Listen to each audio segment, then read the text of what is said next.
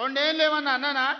ఆయన మొన్న బయటకు వచ్చి ఇక చూస్తా, తోలు తీస్తా, తాట తీస్తా, ఇక నీ సంగతి చెప్తా అన్నాడు. రా బిడ్డ రా, రా రెడీగా ఉన్నారా, ఇక అందుకే కొడంగల్ నుంచే చెప్తాం నీకు అని చెప్పి 3 రోజుల నుంచి మాట్లాడలేదు. ఇవాళ మాట్లాడుతున్నా. ఆయన కొడుకు చెప్తున్నాడు, మైకు ముందలకు వస్తలేడు, ఆయన దాచుకున్నాడు. ఆయన నీ ముఖం ఎప్పుడైనా చూసుకున్నావులా అద్దంలా?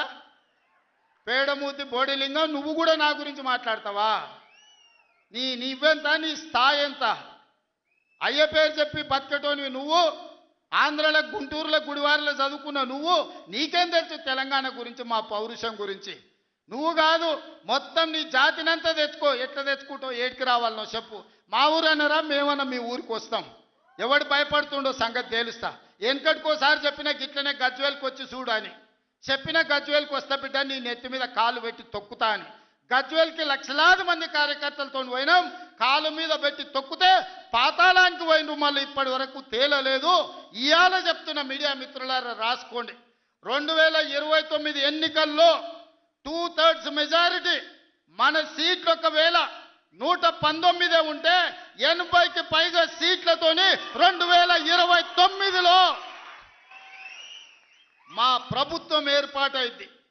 ఒకవేళ 153 సీట్లయితే 100 పైగా సీట్లతోని 2/3 మెజార్టీతోని తెలంగాణలో రెండోసారి కాంగ్రెస్ ప్రభుత్వాన్ని తెస్తాం. ఇది మా సవాల్.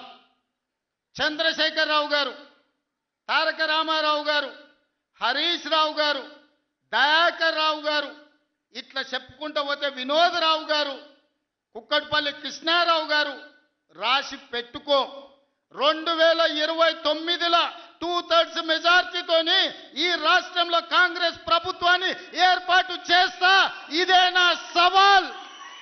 శాతనైతే కాసుకో బిడ్డ. నీ రాజకీయం ఏందో నేను చూస్తా.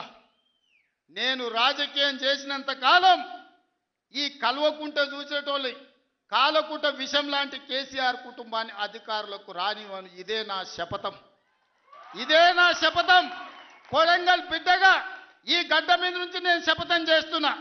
నేను రాజకీయాలలో ఉన్నంతసేపు రాబోయే ఎన్నికల్లో కేసీఆర్ కుటుంబానికి అధికారం అనేది ఇక కళ. బీఆర్ఎస్ పార్టీ, కేసీఆర్ చరిత్ర గతమే. మీ పార్టీకి మీకు భవిష్యత్తు లేదు. ఎవడైనా చర్చించుకుంటే పొద్దుపోయినప్పుడు మాట్లాడుకోవడానికి పనికొచ్చే చరిత్రనే తప్ప భవిష్యత్తు తెలంగాణ రాష్ట్రానికి నీ తరఫున ఒరిగేది ఏమీ లేదు. బీఆర్ఎస్ కేసీఆర్ గతమే, తెలంగాణ భవిష్యత్తు కాంగ్రెస్.